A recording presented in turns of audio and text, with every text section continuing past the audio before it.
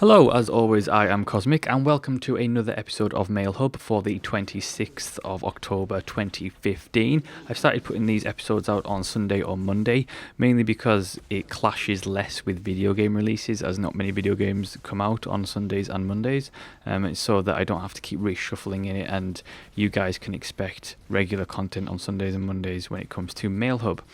The game in the background is Descent Underground, which is currently in Steam's early access. It's just finished its Kickstarter and then moved into early access, and it's scheduled for a March 2016 release. It's essentially a first-person shooter that's you play a drone or a ship that goes underground. It's all set in confined spaces and small area maps. You have 6 degrees of freedom in it, so you can move in any direction at any time, which is a lot of fun. I've seen the trailer for the Oculus Rift version of the game, and that does look really, really interesting and a lot of fun. So I thought I'd show you guys some of the footage from that. The first question comes in from Dennis that asks, Cosmic, I know you're a fan of both Total War games and of Warhammer games. What are your thoughts on Total War Warhammer's pre-order DLC? Now, obviously, this is referring to the news that you can now pre-order Total War Warhammer, and if you pre-order, you get the Chaos faction, which is absolutely absurd. There's a lot of upset people over this. I myself, while I am upset and I think it's a lot of shit, I'm not surprised. And I'm not surprised because we're talking about Sega, and Sega are infamous for their pre-order DLCs. Just look what they did with Alien Isolation, where they made, Ripley a pre-order DLC. But not only that, there's a history of this in Total War games. I mean, look at Total War Rome 2. You had the entire Greek states behind pre-order DLC. Which was ridiculous when you think about it. I mean, yes, you do have the main factions such as Rome and stuff, but the Greek states were a pretty major faction to put behind a pre-order DLC, especially the Spartans, which is my preferred faction. So it's not surprising, and there is a history of this, so no one should be particularly surprised that they've done this. That being said, I think it is a really crappy move from Sega. I mean, you could say blame Creative Assembly as well, but ultimately, when it comes to business decisions like this, it is Sega who kind of wears the trousers, so to speak.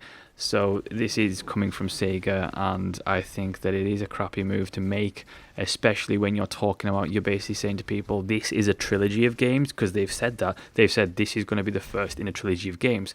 So what you're saying is, you want us to buy the first in the trilogy and pre-order it so we can actually get all the full content, because I hate this crap. I don't mind saying, you can unlock this faction which will be developed after launch. Then I'll be like, well, okay, it was made after launch. But Chaos is not made after launch. This is basically on-disc DLC, which is absolute bullshit. And I hate stuff like this, and I really wish that consumers... I mean, it's tough. And this is the thing. This is the problem with publishers, because they've got consumers over a barrel here. Because you're talking about one of the most anticipated RTS games in recent memory, the combination of a Total War game and a Warhammer Fantasy game. This is something that fans of both series salivate over. And obviously Sega knows this, so of course Sega are going to try and nickel and dime consumers every which way, because that's what AAA publishers do, because they're assholes. And I think what makes this even more egregious is that Chaos plays a pivotal role in everything throughout Warhammer. This isn't something like the elves or the skeletons or anything like that. This is Chaos.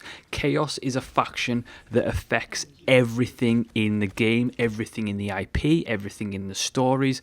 This isn't just some side-off race that you could ignore. And to do this on that scale, to lock an entire faction and possibly one of the most, if not the most important faction behind a DLC paywall, is just ridiculous.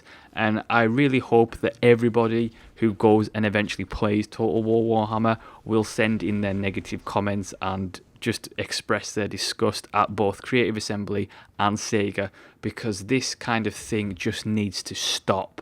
If you want to do pre-order DLC, I have no problem with pre-order DLC in theory, as long as that content is made after the fact, it is not on disc DLC, and ultimately it needs to be something that's not important to the game's mechanics. It can be cosmetic, I don't care what it is, as long as it's nothing like map packs, it's nothing like factions, it's nothing like actual units. And I have a feeling, and this is a worrying feeling, that this is just the start for the Total War Warhammer franchise of DLC nickel and diming, which means I have a feeling that they're going to do this with all other races, and then they possibly might even extend this to units, which would just be out of this world insane and disgusting. So I am really annoyed about it, but it's one of those things that it definitely did not surprise me when the news came, because, to be honest, I was expecting it ever since they didn't want to talk about Chaos from launch, which is something that most people who make a Warhammer Fantasy game will want to do. And as soon as they refused to talk about Chaos, I kind of got an inkling that it was going to be DLC. So that is my thoughts on that. The next question comes in from Jack that says, Mr. Cosmic, your reviews are some of the best on YouTube. Why do you not have 100,000 subscribers already? Well, Jack, way to cut a guy down. I mean, that hurts when you do that, to be honest. It's one of those things. Honestly, YouTube is difficult to get into, and it's one of those things that the great thing about my channel that I have, yes, it is still small, but I have very little subscriber drop off.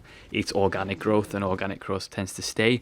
When you get lucky sometimes and you get artificial growth, that usually means that a load of people subscribe to you, and then 2 weeks later they're all gone. Organic growth, tends to stick the course, which is fantastic. Obviously there are ways to speed that up, and it's just a case of you need a little bit of luck, and one of those things that it's ultimately, it's part and parcel. It's my job to create the content, and if people watch it and if they like it enough, they'll share it with their friends and share it with people on social media. And it's one of those things that if people do that and people share my content, then ultimately that will lead to faster organic growth, and then it'll be more successful. And the more successful in terms of subscribers, the more content that I can release, because it means that it's not even a case of financial situation, but it's a case of I will be able to get more and more review codes, and particularly from AAA titles. So it means more review codes more often, meaning more reviews, meaning more content, meaning more subscribers, and it's a circle like that.